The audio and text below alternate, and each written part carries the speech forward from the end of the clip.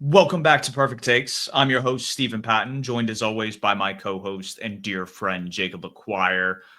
Before we get into the phenomenal Panthers Draft Class of 2025, we're going to talk about the biggest risers and fallers in the drafts, kind of take an analytical spin. We're looking at kind of players that dropped based on the difference in value of picks rather than the number of picks selected. So that means a guy like Shedeur Sanders, while he had arguably the biggest fall in this draft class in terms of value, he actually didn't have the biggest value fall. But we'll get into that in a little bit. Jacob, what was your big takeaway from the draft before we get into this conversation? Because like I was eating up every second of it as a Panthers fan. It felt great to finally be in the like passenger seat riding in a phenomenal draft class. I haven't had this feeling as a Panthers fan, I think, ever. Yeah, maybe our best class ever. We'll have to see. It's nice to have highlights that are more than 30 seconds long for each player. It's nice to know who each player is before they're taken for the Panthers. But biggest takeaway is that Mel Kiper, number one, has a lot of energy. All right, he's a very energetic man, even led into his later years of doing this. And number two, maybe they move him off the desk on day 2 and day 3 because he and his how do I call it, tirade, rants. He crashed out. He crashed out on Maine for 36 hours or however long the ESPN show was on. I watched an NFL Network show, but however long the ESPN show was on, he kind of monopolized the discussion. And maybe moving forward, we spend more time on the players who are actually selected. And then once a player is selected, we can talk about them. But yeah, Mel Kiper seemed to not have a fun time, said that the NFL cannot evaluate. I think he forgot about his Jimmy Clausen quote from almost 15, 16 years ago now, where he said he would quit being a draft analyst if Jimmy Clausen weren't like a Hall of Famer or a superstar. We're still waiting on that one. But my big takeaway is maybe let's give Mel some I don't know, something to calm him down before he gets on the set. Jimmy Clausen might be in the Hall of Fame at Enterprise, but I don't think the NFL is really a realistic outcome from him at this point in his life. I love the Mel Kiper discourse.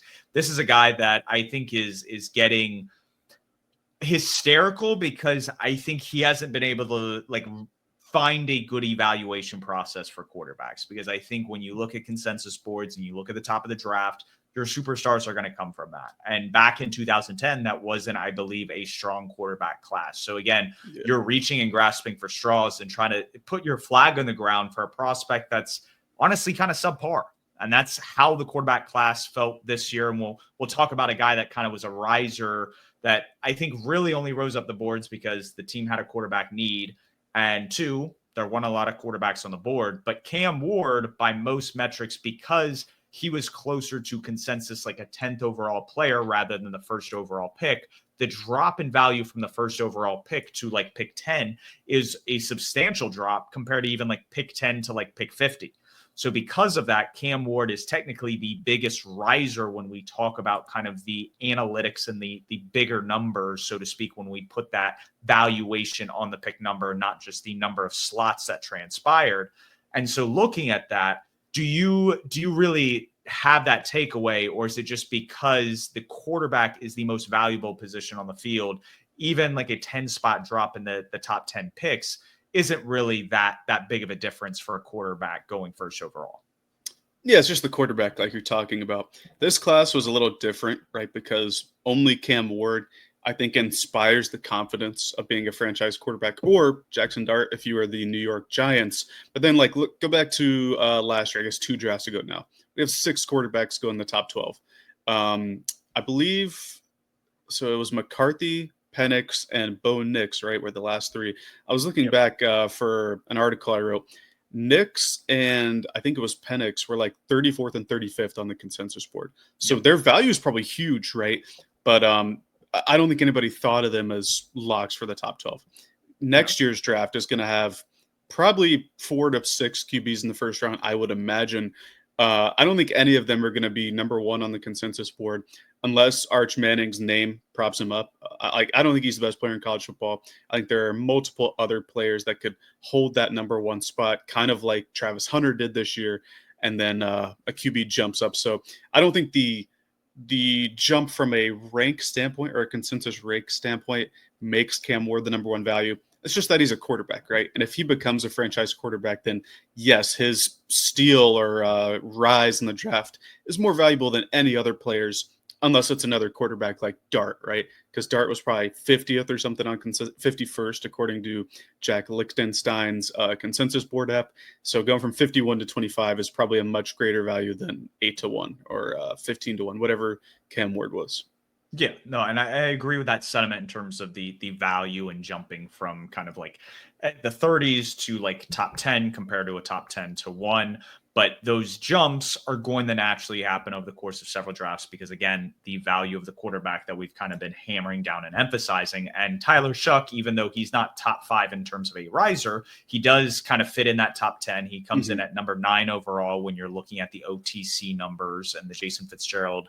And really, when we're referring to these OTC numbers, it's the study done by Jason Fitzgerald and Brad Spielberger, where they kind of charted the value of each pick 1 through like 256. So looking at that evaluation, you're seeing where some of these players are falling. In the case of a Tyler Shuck, again, you get propped up with the quarterback boost, but you're 26 years old. You're giving off major Brandon Weeden vibes. And the fact that this guy couldn't stay on the field for multiple years, to me, it's not necessarily like he's going to keep tearing like an ACL. That's not what's going on. No. He's having these kind of like freak injuries. And to me, it just says the guy's fragile. And if you can't sustain just contact at the college level, that makes me really concerned moving to the NFL level. And it's like the Saints already have injury histories. We saw their entire offense, which was like hanging on by threads to begin with in week 1, go to complete backups and practice squad guys by like week 8. And so you could see that completely unravel for him this year. I don't like the pick, and I think it's going to put them in the driver's seat for like a top 5 pick in next year's draft. And I think that's kind of what they have in mind, right? Even if Derek Carr were healthy, I don't think you're getting much more value there from Carr to Tyler Shuck. Shuck was picked here because out of the rest of the QBs, he can probably give you the best chance of being a spot starter, right? If we were charting his like NFL outcome, like backup would probably be the thing, right? Like spot starter backup. And that's what he's going to be this year now that Derek Carr's hurt. I think either way, the Saints are planning to take a QB in the 2026 class, right? Their offensive coordinator is the father of LSU's star quarterback, Garrett Nussmeier. Arch Manning, I think every franchise that's connected to like something historic in the league, like the Saints have like Louisiana, right? It's like, oh, Arch Manning's from the South, he could go there. Or the Giants have Eli Manning, oh, they could go there. The Colts had Peyton, oh, he could go there. Or the Saints had Archie too, right? Isn't that where he played in the NFL? Like people are finding landing spots for Arch Manning just because he's been the heir apparent for. It's like Trevor Lawrence back in the day. But either way, I don't think Tyler Shuck moves me. I think the Saints, even before this draft, had one of the worst rosters in the league. After the draft, probably still. I really liked Kelvin Banks at 9 overall. Yeah. But after that, wasn't super inspired. But because it's a quarterback, right? Because he was, 87th on the consensus board, it's going to be a huge rise, right? And so hopefully they can get value out of him. As a Panthers fan, I hope not. I'm not super scared of Tyler Shuck. If you see the cut-ups of him like trying to run and like sidearm throw, it's like when you watch a TV show and they have an actor play the high school quarterback, somebody who's never thrown a football before, and you see him kind of like throw like that Tyler Shuck does that from time to time. So I'm not super concerned there, but certainly a rise in terms of value just because he's a QB. He attempted that sidearm throw that you're kind of inferring not only at the college level, but at the combine. At the combine, yeah. And we haven't seen a guy throw accurately sidearm since probably like, and I know he's still in the league, but like he really hasn't been able to kind of lock into this with some of his surgeries and being older, but Matthew Stafford being a guy that could just sling it from the sidearm. And Tom I was Brady thinking Rodgers as well, especially on the move. Rodgers was really good at that back in the day. Exactly. But the new era is Patrick Mahomes, Josh Allen, even Lamar Jackson, is you see a more baseball approach with this sidearm angle or these out of the pocket throws is they're leaning their torso down. So they're changing, in essence, where that 90-degree angle of their arm is coming out. So instead of being up here, since their torso is down, they're at more of a side angle, and you're throwing it almost like a baseball player throws like a baseball. And so it's a really cool concept of how some of these quarterbacks are getting these angles. But to your point, Tyler Shuck's not doing that for some of these angles. He's trying to quite literally get that sidearm, and he just doesn't have the talent that Rodgers, or in the case I was referring to, Matthew Stafford, had. So regardless of the quarterbacks, when we talk about risers, the big thing with risers is these become, in essence, reaches, that they're above where they're supposed to be consensus wise. And the whole point of the consensus board is to kind of have wisdom of the masses. And so when you go against that, historically, that doesn't work out. We talked about quarterbacks. Sometimes when you go up and reach for them, it's okay to do that because that's the most valuable position. And you want to take a lot of darts at that position if you do not have your franchise cornerstone. When you look outside the quarterback position, I think there are very few instances that these reaches work out. The Cowboys, their first overall pick was 5th overall in terms of these risers or reach is. I love the pick. And the reason why I love the pick is it makes sense. Will McClay for the Dallas Cowboys is one of the best talent evaluators and has hit on most of his drafts. And so what I love about this pick is, though even he was probably taken 5-10 picks before he should have, we're seeing the guard position get paid $20+ million now, higher than safeties, a lot of cornerbacks, a lot of these other positions that people would have thought were more valuable. And so you see the rise in value from the position. And then when you compare him with a guy like Tyler Smith and I believe second round or in Cooper Beebe last year, your interior looks great now. And it did not look great when Tyler Biadasz left. You just had Zach Martin retire.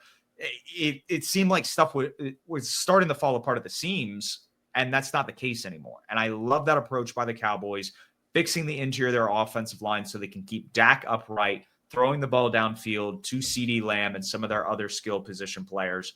I like it. This is one of those reaches where I think it's very much justified because of not only the player they got, but the hit rate at the position. This is a pick I feel very safe as from like a floor standpoint, not so much a ceiling. For sure. Like, I think like throughout the entire process, people are like, oh, the Cowboys are going to go receiver in the first round, maybe tight end or a running back or something. And they would have gone Ted McMillan. It sounded like they wanted to go there, but if he was there, yeah. But that's not the real issue of their team. The issue of their team is that the offensive line is just horrible compared to what it was in years past. I said this a couple months ago, but the reason Dak hit the ground running when he came into the league wasn't because Dak is like a superstar or was at the time. The reason why Ezekiel Elliott hit the ground running wasn't because he was worth the 4th overall pick. It's because they had like the best O-line since the turn of the century, maybe ever, with the guys like Tyron Smith, Travis Frederick, Zach Martin, who you mentioned just retired. Like, their O-line was so stout that nobody could touch Dak when he was throwing, or Zeke before he got the ball in the backfield. They haven't had that in a couple years, and especially with Martin retiring, especially Tyron Smith signed a 1-day with them to retire. I know he didn't play there last year, but they haven't had a strong O-line unit in so long. And getting, even if you just finish off the interior, which is what they did, is so huge, right? No more interior pressure, so Dak can step up into throws. That's a big thing. And I can't really hate on him. I know I'm an Alabama guy, so I don't want to be like homery or anything, but I don't know. Like, people were talking about Tyler Booker like he was 50th on people's boards or something. It says he was 32nd on consensus, and I never understood that. He was, I think, 17th or 18th for me, a first-round grade. So I really, really like the pick here. I don't feel like it's a reach at all, and it should pay off for him as they're trying to rebuild that O-line. What I love about Tyler Booker isn't so much what you see on the field. He is a complete mauler on the field. But after the Vanderbilt loss this past year, he was the guy that rallied the troops for Alabama. This is a guy that is a vocal leader and is going to instill a lot of confidence in that room. They are going to want to punch a lot of people in the mouth. And his mentality, I mean, you saw the interaction between him and Micah Parsons, I believe, the night he was drafted. Like, it's chills what's going on, I think, in Dallas from them rebuilding the interior. And it gives off those 2014 vibes of, again, having a dominant offensive line that is going to dictate what you're able to do on the offensive side. So again, as much as it is a quote unquote reach from consensus, this is a guy that I think is going to elevate that room immediately. When you look at, I believe, like, reaches that weren't really worth it, in my opinion. And time will tell, but Isaac Tesla and Terrence Ferguson in the second round, for me, while they have a lot of upside, these are players that could have that like 90th percentile outcome that's really, really good. But your average outcome for these players is not second round worthy. And I think that causes some concern for both the Lions and the Rams front office.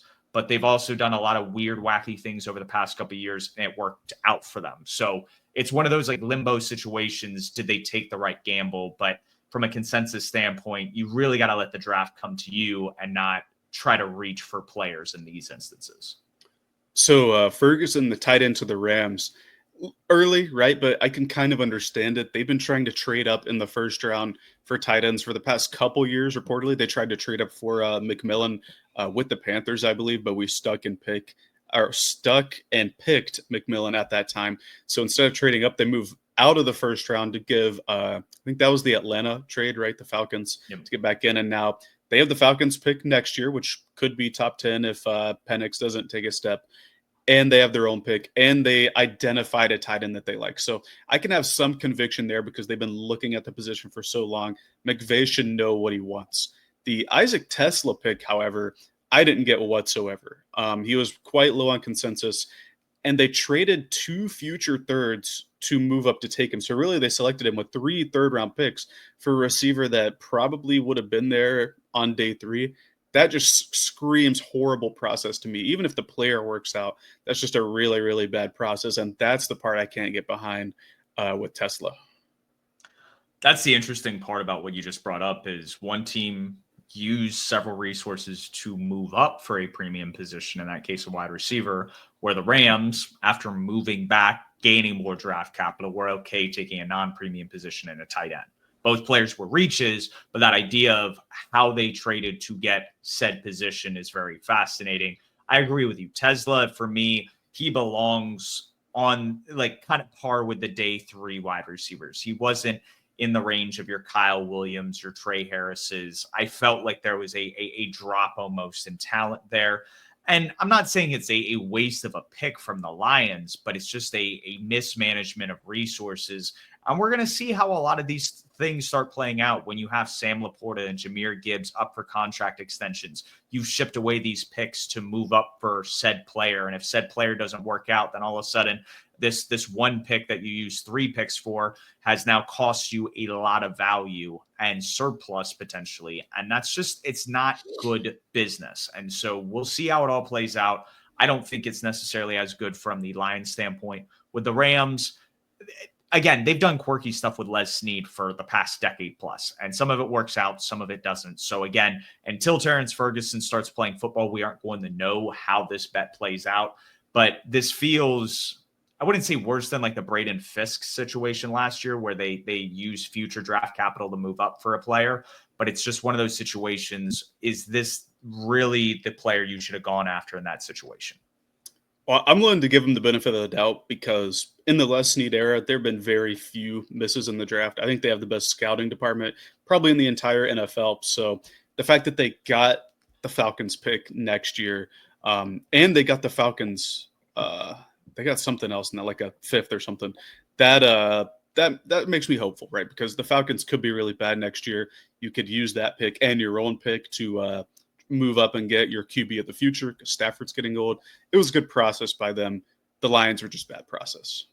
Yeah. And moving from these reaches and the risers, players that tend to fall, they fall because of either character concerns, injury-related instances where we don't know the full medical history or the current medicals on said player. And so some of these things the front offices know, but we as the public don't. And so that's where the consensus boards can kind of like lead you astray, is that you see a player fall and you go, oh my gosh, like this is an automatic steal. And it's like they're falling for a reason. And so a lot of times they perform at the level at which they're drafted at. So when we talk about these players, think about them where they are drafted. They will probably play up to that potential or potentially not. And so don't get necessarily too excited about these names. And the first one that comes to mind, and he's the first one on this list, it's Will Johnson. And if he's healthy, there's nothing wrong with his knees and you're able to get 4 or 5 solid years out of this cornerback, like great. But if you can't and his knees aren't serviceable, you just spent a second round pick for a guy that's probably going to miss most of that rookie contract due to injuries and just not being able to stay on the field. And that becomes a concern when you're using a top 50, top 60 pick on a player. So talent-wise, Will Johnson has all of it, but I think this comes down to the knees and if they're going to be able to hold up. Yeah, and he didn't test at his pro day, like he didn't run. And like the reporting is that a lot of teams had questions, and that's why he fell out of the first round. Clearly, top 10 talent, I think, in this draft. Corner 1 or 2, depending on how you view Travis Hunter, and then Jahdae Barron, who ended up sliding a little bit to the Broncos. I thought that was a good pick by them. But if it works out right, the Cardinals get my 5th and 6th overall players, and Walter Nolan and Will Johnson. But I think it's worth the risk if when you're trying to rebuild your whole defense, which I think they've done a really, really good level this offseason, but it is a risk, right? Steals aren't a real thing in the NFL draft when it comes to fallers. Like the steals are people like Kittle, who were never supposed to go in the first round. He just played much higher than his expectation. Or Tom Brady. Tom Brady wasn't a steal because he was a projected first rounder. He was a steal because he was the 199th pick and became the greatest ever, right? That's where you get your steal. When people fall in the draft, it's usually for a reason. And we brought up Will Johnson's. The next guy that plays the same exact position, and I'm wondering if teams are cluing in on this, if this is like a pattern that we need to be kind of catching on. But cornerbacks, because up and down years, if injuries are a concern and can derail a cornerback's career, Siobhan Revell also took a hit. And this was a guy that was high on a lot of people's boards coming into the 2024 season. But now with an ACL tear, a lot of teams are, I guess, kind of concerned about that. And this is where I think the Cowboys got to steal a guy that's going to pair excellently in their secondary. And it's just a matter of, again, can this guy stay healthy? Because he has all the tools. This is a guy that you comp to the Buffalo Bills in some of your mock drafts. And he has that vibe and physicality of a true NFL corner. And you love to see that. It's just a matter, again, can he stay healthy? Yeah, medicals again, and he's an older prospect as well. He's going to be 24 this year, and so you think about shelf life with an injured player, so that definitely plays into it. But again, if healthy, one of the best 3 or 4 corners in the class. I certainly like him better than players like Maxwell Hairston, who went ahead of him, just in terms of like coverage ability. But again, these are things we don't know, right? Like when it comes to medicals and stuff like that, players are going to fall for a reason. And the good front offices do their due diligence. They're listening to their doctors. They're listening to their analysts. They are trying to weigh all the information and come to the best possible conclusion and decision for their team at these specific spots. Another guy that fell, again, a secondary piece. And in this case, it has, I think, really nothing to do with injuries as much as he had a down year and he plays a position that's not as valuable. I feel like it was like the Kyle Hamilton drop. This is a top 10 player in a weaker draft class. And despite that, you see a fall, you see a slide, and that sure enough, that happened for him on draft night. Was this surprising for you? This was something I think both of us mocked. And I think it's just how the NFL views the position. It almost feels unfair that the Baltimore Ravens not only grabbed Kyle Hamilton when he fell, but now grab Malachi Starks to pair with him on the back end. And it's not fair, but what are you going to do about it? Nobody else wanted to take a gamble on a non-premium position.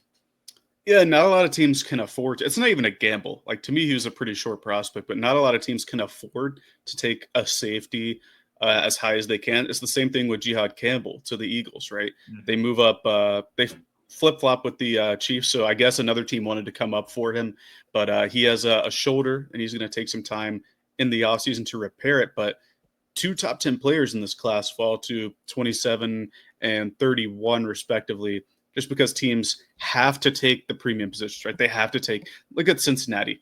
You think they could use Malachi Starks or Jihad Campbell, but instead they had to take the big developmental edge rusher with Shamar Stewart. So like sometimes teams stay bad, but also teams sometimes can't afford to not take chances on the positions that are more valuable, right? And so you can see the rationale for players like this, but again, they're just going to fall to the good teams, and we're going to be like, how did the Eagles get away with it again? They did it in the second round too with Andrew Makuba, another safety who fell because he's a safety and he's a little bit slender, but excellent player. There's just nothing wrong with these slides, nothing wrong with the players, I should say, in these slides. It's just sometimes when you don't play quarterback or tackle or something, teams are going to value other players more. And if the Bengals had, I think, prioritized premium positions both in free agency and later draft picks, they wouldn't be in this situation where they have to take a Shamar Stewart in the first. Because again, that draft process played out after that first round pick. You take 2 linebackers. I like the 2 interior offensive linemen they took, but you just feel like you didn't get a lot of talent walking away from this draft. You had a lot of holes to fill, and you're probably going to be in the exact same spot next year. And that's kind of that reoccurring. You're just putting yourself back in the hole where teams like the Eagles and the Ravens, because they're constantly taking darts at some of these more valuable positions and they've hit on them, then on drafts like these where you're not so sure about the talent in the first round, but you are sure about this one player being a damn good football player. And that's what they do. They just get good football players. And that's how you're going to get better as a team. Is obviously you have good process, but when the players that hit those process criteria, like taking that premium position, aren't there, just take the best available guy and work around that and build your philosophy and your draft theory from there out. The next set of players we need to talk about when we talk about players and prospects who fall are guys with off-field concerns. And the first guy, like as much as like I want to say he was a faller, everybody knew the allegations surrounding Mike Green. And teams that did their due diligence clearly didn't want to touch him. And he didn't go until the second round. And this was a first-round talent. Now, compared to some other drops, that doesn't seem as sharp. I honestly expected him to fall to like the third round because of some of that negativity that was surrounding him with these concerns. Another guy is Braden Swinson, which he had off-field concerns, I think, very similar to what I heard with James Pierce. James Pierce still went in the first round. And obviously you weren't as high on Braden Swinson, and maybe teams weren't either. But this was a guy a lot of people thought would go day 2. This was a second or third round kind of prospect. And the fact that he fell to day 3 to round 5 was a little bit of a head scratcher. So from the reports I heard, Dane Brugler talked about this a little bit on The Athletic, but in regards to there seemed to be, as a fifth-year senior, some, I wouldn't say resentment, but just a little bit of disagreement and dispute with the new head coaching staff that came in, and they butt heads. And so the way he handled himself wasn't super professional. But if with team interviews and meetings, maybe with the Patriots in this instance, they felt convicted enough that, hey, he learned and grew from this experience to where we can take still a gamble and a risk on him, because that's what these draft picks are. You are going, hey, we think that you are this valuable and have the ability to be XYZ on our team. And so that, I think, was their ability to go, hey, there are clearly off-field concerns, but we think that you're better than that. Here's our gamble, our risk on you as a guy. So I don't know what your thoughts on those two guys are, but that's kind of the I want to say the difference from the guys we just talked about, where it's all injury related and really just can they stay on the field and not so much who they are as a person. Yeah, I think with these two in particular, you have to be, I think the level of talent between them, like the difference, right, gives teams more comfort. I don't think anybody was comfortable taking Mike Green in the first round. I thought he was a top 10 to 12 talent in the class, but clearly you're more comfortable with that in round 2 than you are Braden Swinson, who's a top 75 talent or top 100 talent as opposed to top 10, right? Maybe that's why he slid a little bit. Funnily enough, we just talked about the Ravens with Starks, and they end up with Mike Green. I think he doesn't have to play right away because they have some edge rushers there, but I think he can inject them with some pass rushing upside. But yet, like, I don't want to get into like the allegations or anything, but like there are clear reasons why players like this fall, and it's not talent related because Green has all the talent in the world and he's not injured. So like sometimes there are red flags that we don't know the full extent to, and it's up to the teams to do their detective work, right? And clearly the Ravens felt comfortable enough in round 2 to take a gamble on Mike Green. And those are the rounds you're supposed to take those risks. After the first round, that's when it's like, okay, you have character concerns, you have injury concerns, you can take a gamble and a risk on that because yes, are those picks valuable? But those players could be just as valuable if they hit. If the issues that you have with them don't come to fruition, then all of a sudden you have yourself a bona fide star. Like if Mike Green found God in between Virginia and Marshall, and he's never really going to get caught up in something like that ever again, and he becomes a Pro Bowl caliber player, that's an absolute steal. But if he has off the field issues, like we've seen with guys like Greg Hardy, Ray Rice, Henry Ruggs, like the list goes on and on of guys that have gotten themselves in trouble to the point they're no longer in the league, then it's not valuable anymore. And so that's where these front offices kind of get stuck in between a rock and a hard place. It's like, okay, if we believe in our coaches, we believe in the interviews and the questions we've asked him and the sincerity he's answered, and kind of go from there. That's kind of where you're left. But moving on from this, we have one more follow to talk about. We saved him for last because this is a great transition point. But Shedeur Sanders, all this hype that he was this first round talent. Is dad talking last summer? There's only going to be 4 teams we're going to allow him to go to. Made comments almost a decade ago about how trash of an organization the Browns were, and that if you were drafted there, you should request a trade.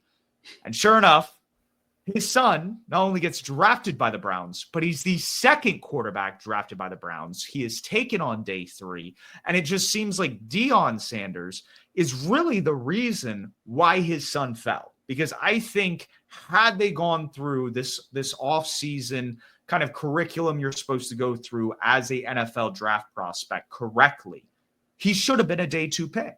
The talent was there on tape to be a guy that got taken in the 2nd or 3rd round. Why is Deion Sanders the issue in this scenario? Well, he acted kind of as the de facto agent for Shedeur throughout the process, and it was a lot of, like you're saying, unconventional stuff, right? They didn't want to work out. It was at the Shrine Bowl, I believe, not the Senior Bowl. They brought a lot of presence to the Shrine Bowl, which is good because of the 2 All-Star games, it kind of lags behind the Senior Bowl, so that's good. But they didn't throw there. Shedeur didn't throw there, I should say. Didn't throw at the Combine either. I know they had their own local pro day, like Colorado pro day, but he didn't throw there either. Travis Hunter ran routes. The reporting was Hunter wasn't going to run, but then Hunter started running. But Shedeur didn't throw there. I don't know if at any of the 30 visits he threw. I know he visited with like the Browns, the Giants, like the QB teams at the top of the draft, but don't know if he threw there. And then throughout the process, it was the reports were like in team meetings, he didn't work the whiteboard well, which is a big thing for QBs. Like he didn't take to film criticism well. Like, and again, this is all reporting. I don't know if this is true or not, but like these are the things you hear, and then when you collect all that evidence, when you see all these reports, it kind of gets into your head like maybe he didn't approach, or maybe as a collective, the Shedeur Sanders group didn't approach the draft process like just if he were named like Stephen Patton, right? If Stephen Patton approached the draft process normally, like did the whiteboard, all this stuff, it was just different. Some teams didn't like that. And I think, number one, I don't think Dylan Gabriel should have been drafted before him. I think if you're going to take Shedeur, just take him with that 3rd round pick or wherever Gabriel was taken. But it ends in a slide that was covered for most of day 2 and day 3 of the draft, where this is a player that I'm looking at consensus was 22nd. He was a bit lower on my board, but still a worthwhile top 50 pick.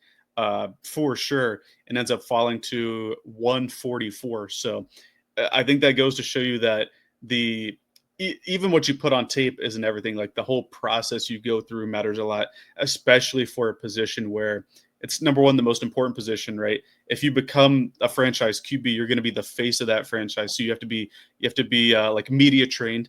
You have to be able to appeal to all kinds of different people. And like this is the position where the ownership has to invest in you as well. So if any of those groups, like the general manager, coaching staff, or owner, doesn't think that you would be a good image for this organization, then that might turn them off for selecting you. And I think that was a big part of what happened in Shedeur Sanders' slide, because again, talent-wise, especially in a poor draft like this, there's no reason players like Tyler Shuck or Dylan Gabriel or even Jalen Milroe, for that matter, go before him. Milroe is different because he's like the upside bet. But yeah, again, like it's not talent-based, and it's not based on what happened on film. It's certainly something else. Out of the quarterbacks I watched, and I only watched 5 in this class, I kind of cut it off, didn't watch the Dylan Gabriels, Will Hallards, the Riley Leonards, just thought those were backups at best. They weren't really NFL caliber. Out of the 5 guys I looked at, I thought Shedeur Sanders had the worst tape. I did not see an NFL arm, and I did not see the ability to play within structure, especially with the backpedaling and the sack numbers. Just a lot of issues from that department. And then what you were hearing from the interview side is he wasn't taking accountability for that. He's blaming teammates. And this is not somebody you want necessarily in your locker room. And if you don't think he has the talent to be a starter at the next level, he's going to garner a lot of media attention for quarterback 2 in the room. And then you have concerns. And don't get me wrong when I say this. I think confidence is a great thing. I think Dion instilling that in his kids to be tough competitors and think of themselves in a very high manner is the appropriate approach. But when you do it to the point that you think you're better than you actually are, you're not a top 5 pick. You don't have your father's athleticism. You aren't going to be able to just bypass some of these details in terms of board work and interview process and just think you're going to get what you want because you're putting it out there as this is what you're owed or deserved. You're not bigger than the shield. And sometimes the NFL cracks down, whether it's all 32 teams joining in on this or just the NFL just kind of washes their hands, that at no point is one singular player bigger than their brand. And so this is just a slice of humble pie that if Shedeur Sanders wants to play at this next level, needs to learn to approach this differently now on the Browns roster. Beat out the other 4 guys in that quarterback room. They aren't better than you necessarily from a talent perspective, but you have to lock in and improve in the areas that you need to improve. Because when you hear Shedeur Sanders talk and then you hear some of the reports about a guy like Jalen Milroe, one guy seems to actually get his issues and is working on them. The other guy is just completely clueless. Number one, I'll say you can convince yourself that Milroe and Dart have better tape. Tyler Shuck did not have better tape. And that's fine. I enjoy Tyler Shuck's arm. I'm not saying he was a better quarterback. He does have a better arm out, like for sure. Shedeur has the worst arm out of the top 5 guys. And when you see Shanahan offenses, how many of them it's just point and shoot? And so that's where for me, I rank Tyler Shuck a little bit higher than Shedeur. For sure, but I think you're hitting the nail on the head. Like you have to approach it as an NFL player now that he is in the NFL, not just as somebody with the last name Sanders. And I think you brought up a good point pre-recording that if you look at how LeVar Ball approached it, because he was another outspoken father of multiple great athletes now, he did it in a way where, number one, he had his kids play in professional leagues all throughout their childhood, right? And then he sacrificed his own reputation like nationally for a year and a half during Lonzo's circuit to put the ball name out there, get the reputation for his sons. And then his sons backed it up, right? Lonzo was the 2nd overall pick. LaMelo was the 3rd overall pick. LiAngelo had some stints in the league as well. They backed it up, and now Shedeur's going to have to back it up now that he's in the league. There's only 5 players on a court for a single team in the NBA. You get 11 in the NFL. So it just, there's a rare air to be able to play on that level. And then, like you said, being taken with a top 3 pick, this is what Shedeur thought his kids were. And it's like, no, you did not approach this the way LeVar Ball did. And your kids need to be humble when they approach the NFL because they are not the level of athlete that you were as a player. But like you said, Great segue with LeVar Ball, LaMelo Ball, a Hornet. It's time to talk. Well, and LeVar was on the inaugural team. Panthers team. He was on that practice squad because wasn't he like a tight end, or was he a tight end? Yeah, that's what. Yeah. So LeVar Ball, he was on the inaugural team. His son plays for the Charlotte Hornets. Got the max extension a couple off seasons ago. It's time to talk Carolina Panthers draft. And to all the Panthers fans who listen to this podcast and have an issue with Ted McMillan being the pick, you want to comp him to a Kelvin Benjamin 2.0, or how are we taking another big physical receiver after you do it with Xavier Legette? We haven't taken a wide receiver with a top 10 pick ever in our history. We've never been able to get those caliber blue chip prospects on our roster. Like the year Mike Evans got drafted, that's when we took Kelvin Benjamin. So like the discrepancy between us taking a Tetero McMillan and a Jaden Higgins is like the same discrepancy. Yes, they're both big physical wide receivers that can play on the outside, but they bring a totally different aspect to the wide receiver room. And so for all the Panthers fans that are hating it, like, let me tell you what, this guy is going to be a difference maker on the outside, and he's going to have the ability to become a top like 15, 20 wide receiver in this league. Is he going to be a Jamar Chase? Is he going to be a Justin Jefferson? No, but he has the ability to be a Pro Bowl caliber player and impact the next level in a very, very good way. Yeah, couple things. Number one, if he's Kelvin Benjamin 2.0, like pre-injury Kelvin Benjamin, that's a top 8 receiver in the league. Rookie Kelvin Benjamin was disgusting. Number two, you're right. We've selected, I think, 5 receivers in the first round now. None of them were before pick 23 until now. So this is the type of talent we're getting. I think McMillan's ceiling is closer to like AJ Green. Like that's the ceilings comp I look at when I look at McMillan's tape.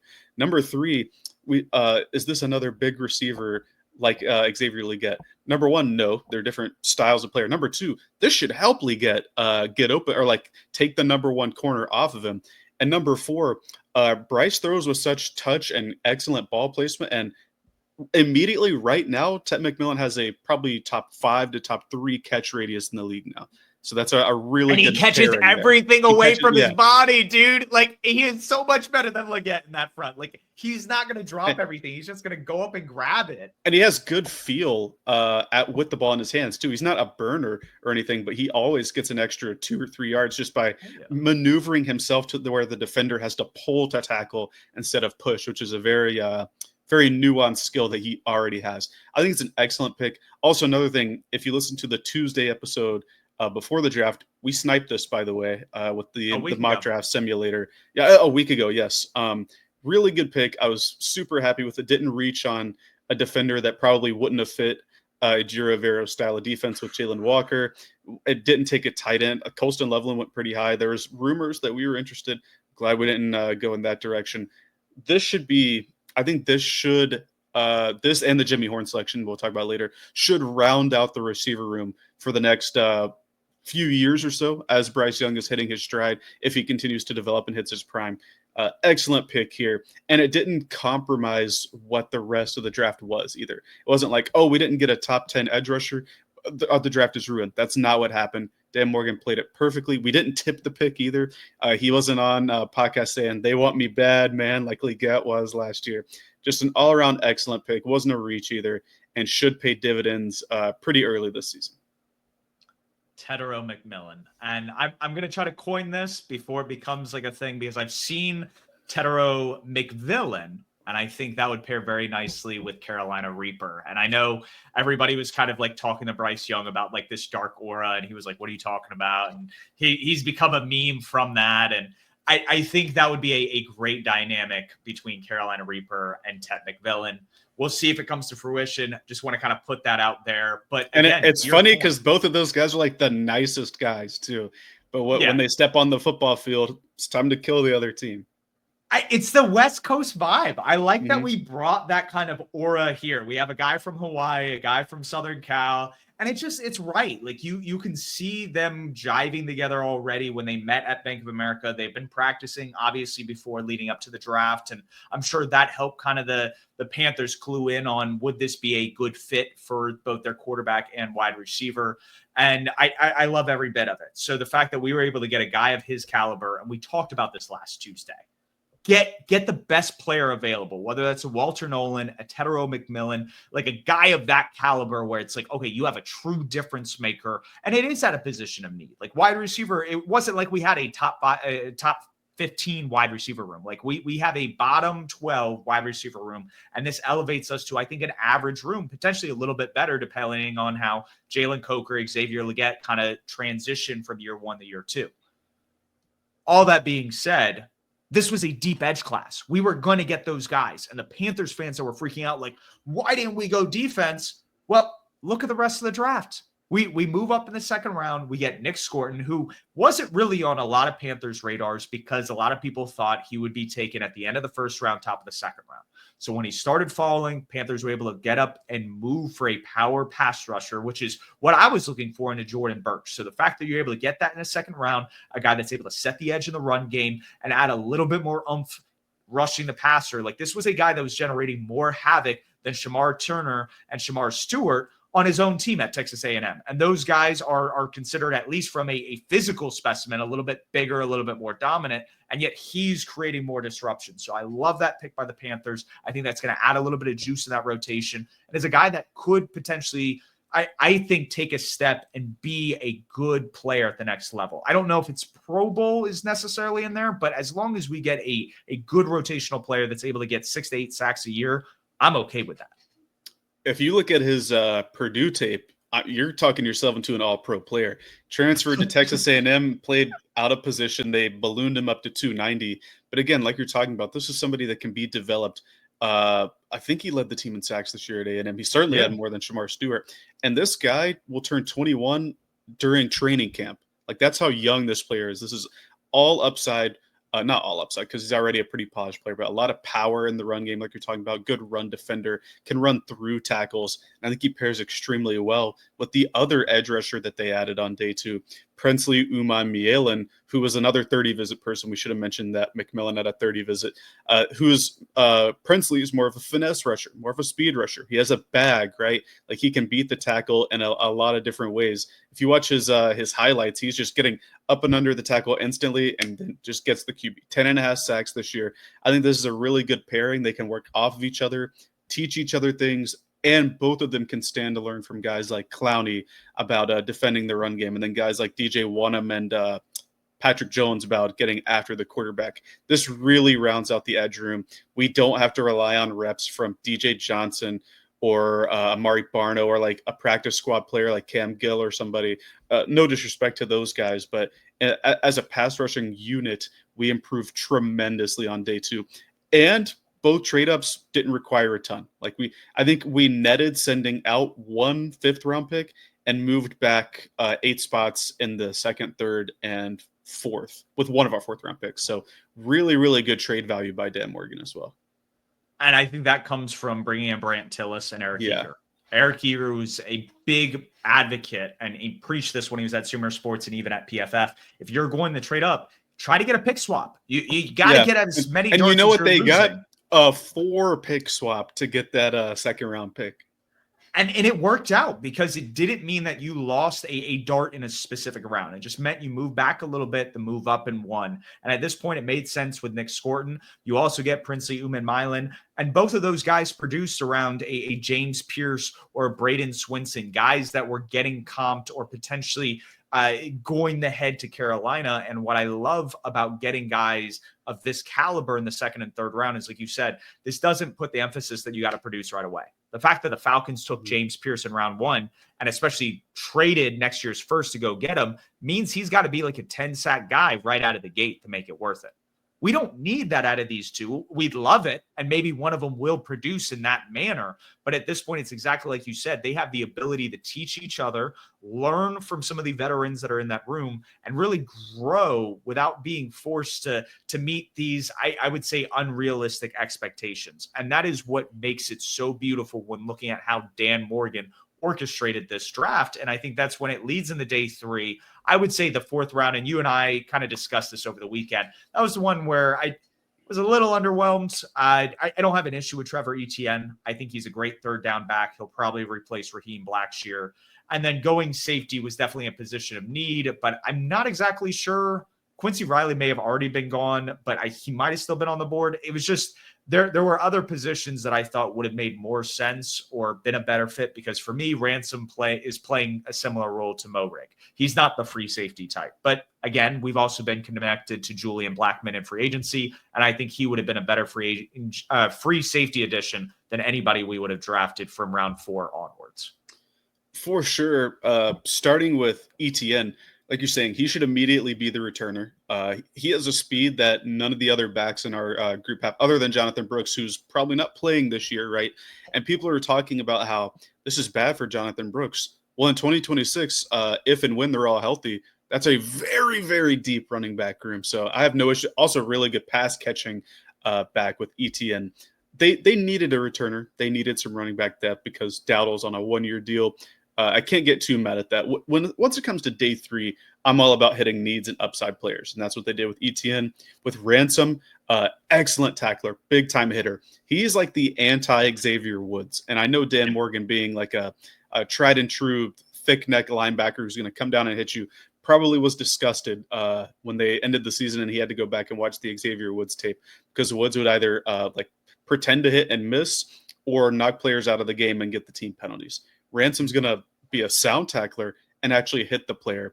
And as far as his fit, I don't know if he would start right away, but Trayvon Merrick, you have to remember, started his career playing the deep safety, playing the free safety. He just had to play box last year for the Raiders because it's not Spillane. They had another safety that got hurt. So he was shoehorned into that role, played well, but he has the ability to play the deep third.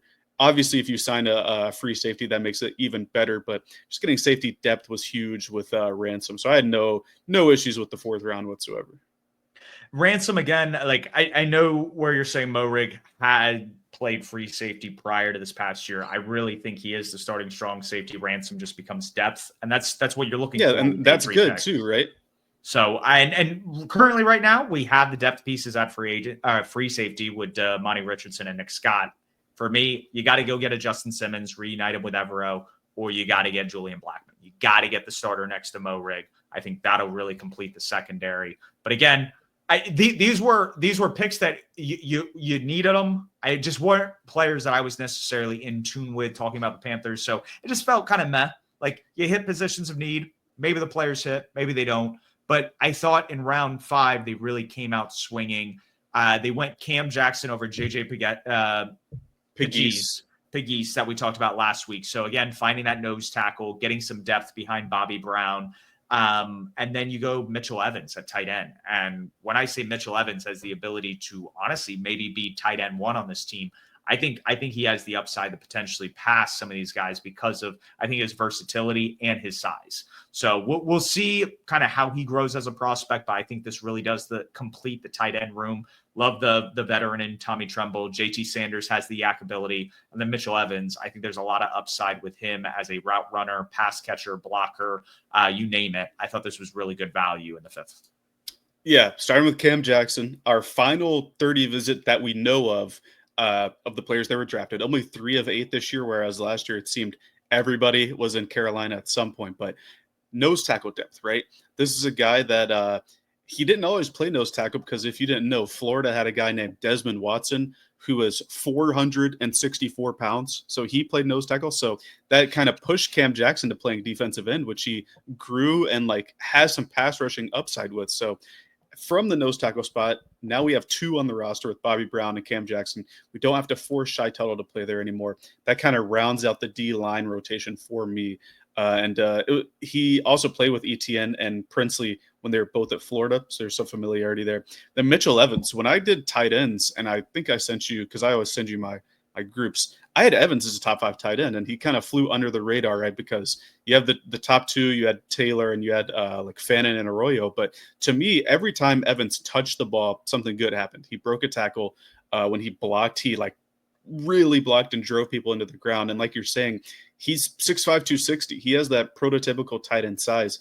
I don't think he's like saying Jason Witten is always such a high bar to clear, but somebody who can hit the seam, the little 10-yard curl or dig and catch the ball and then push the linebacker down and get two or three extra yards.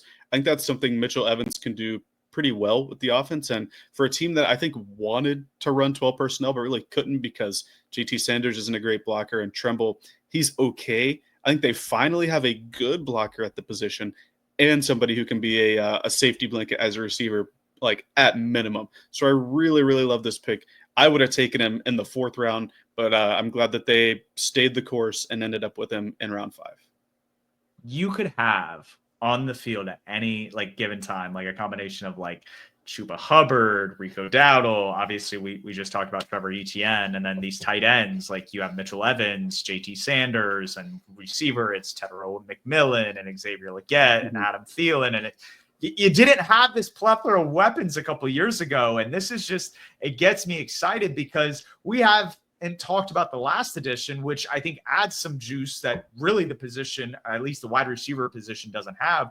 And that's that speed and that juice. And you talked about Trevor Etienne being a contributor on special teams. I think Jimmy Horn Jr. coming out of Colorado is going to do exactly that. He adds that change of pace, that speed, the ability to stretch the field. And that I think is tantalizing because you talk about all the other weapons there. You have to deal with the fact that this team is going to play a smash mouth brand of football. And then all of a sudden you got a guy that can run 4.3, 4.4 speed and I come at you really fast. And like, that's exciting because I feel like now Dave Canales, Brad Idzik, you can get in your bag. You don't have to keep it very simple with these concepts just to make sure that you're keeping everything in front of you. You can get a little bit more creative. And that's what I'm excited to see with a player like Jimmy Horn. Yeah, Adam Thielen doesn't have to be your deep threat anymore, right? And my favorite thing about Jimmy Horn is he's about 5'8", so he's about my height, a little shorter than me, 170 pounds. He's definitely lighter than me at this point, even though I'm trying to lose a little bit of weight. But even at that size, he does not mind taking the hits, going up and getting contested catches. You watch his highlights, some of them, yeah, it's him blazing past the defenders, making Shedeur Sanders look good. But sometimes it's over the middle. He's grabbing it, and then wham, he's getting hit. And then it's like Bryce Young, somebody that small, and he just takes the hit, just gets right back up and goes to the next play. It's like the opposite of DJ Moore, who was like, 6'1" and a little bit thicker. Anytime he barely got touched, it was like you thought he passed away on the field, and it would take him 3 minutes to get up. Horn's the opposite. And what he said in his interview was that he loves that style of play. He said he loves playing returner because you have to respect it, right? You can't be afraid playing returner, even though it's like the most dangerous thing, because he loves taking the risks and having him pay off. And so I think ETN could be a kick returner. Well, you need 2 kick returners now with the new rules, right? So you could have ETN back there, Legette back there, Jimmy Horn back there. I think Horn's going to be the punt returner as well, just because he has the extra gear and is a little bit smaller. He can find the routes like that. There's not one reach to me in these picks. Everybody, all 8 players should make the roster. It's a big problem if they don't. And all of them serve an immediate and long-term purpose. And for that reason, to me, like you said at the start of the draft, this is probably the best draft maybe in franchise history. It's early to say it because we haven't seen them on the field, but in terms of addressing needs, not reaching, good trade value, and just like all around good players that fit your team, fit what you're trying to do, they went 8 for 8. And I don't think I've ever seen that before with the Panthers, especially recently because they only end up having like 4 picks, right? Because Scott Fitterer traded our 3rd away or something like that. We made picks in every round except round 7, and we were supposed to have a pick in round 7, but when we did the swap, like the 4-pick swap, we moved up from 7 to 6. So we had 1, 2, 3, 4, 4, 5, 5, 6, 8 picks, and all of them, I think we got good value.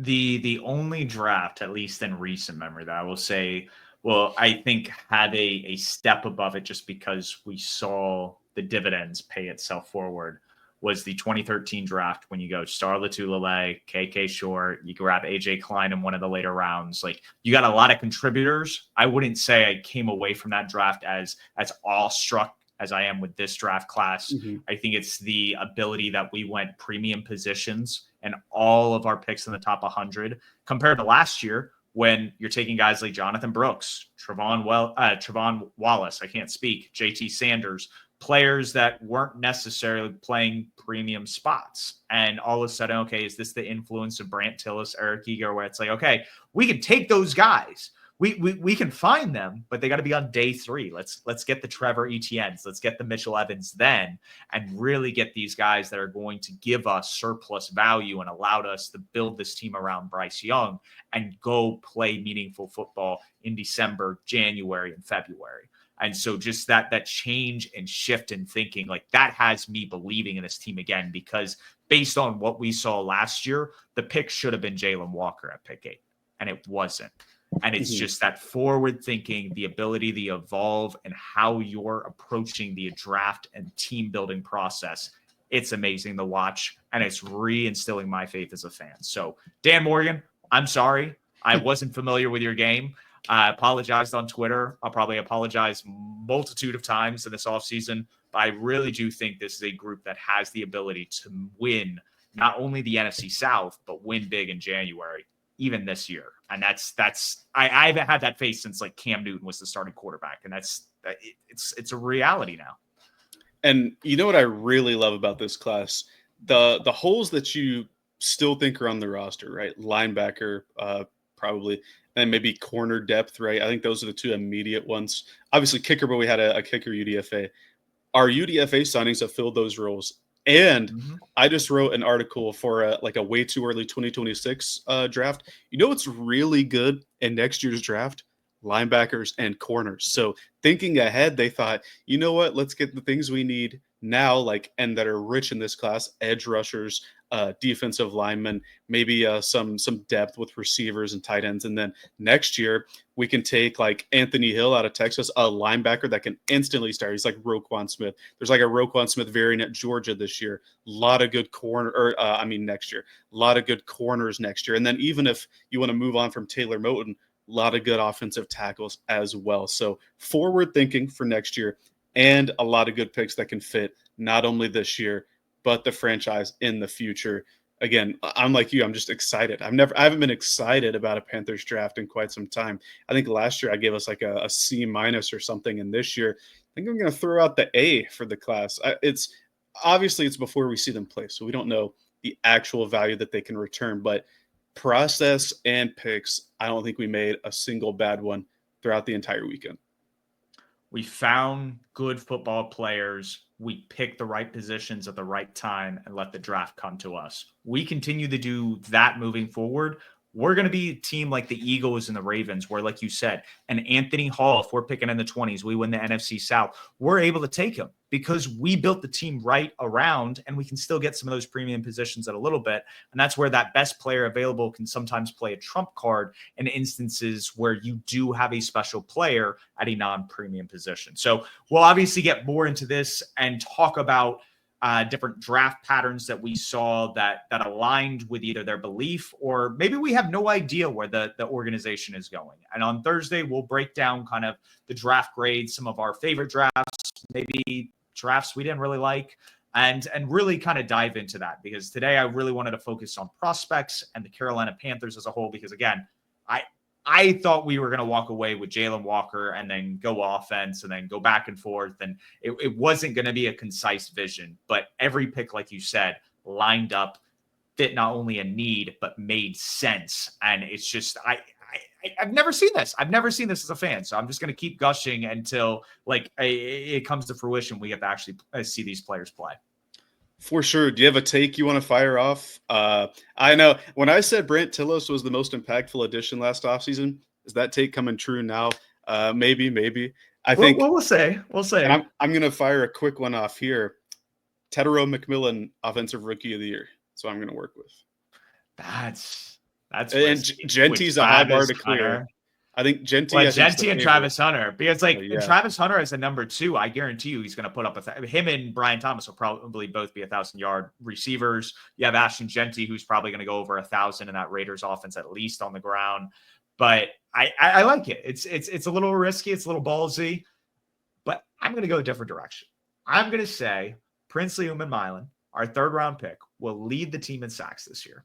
I think he has that speed off the edge. I think they're going to use him right on 3rd downs, and he's going to have a lot of one-on-one advantages, and he's going to take advantage of them. And I think he is going to grow into a star right before our eyes. And so that's my take to conclude this episode. But yeah, no, Princely will lead the team in sacks. For sure. Remember what I said about him on our edge rush episode? Designated pass rusher to start. It's exactly in line with that line of thinking. But like you said, on Thursday, we'll cover like the whole draft, right? What we liked, what we didn't like. Until then, find us on Twitter, YouTube, Spotify, Apple Podcast. Almost forgot that one. But we will be back Thursday. Keep pounding. And apologize to Dan Morgan whenever you can.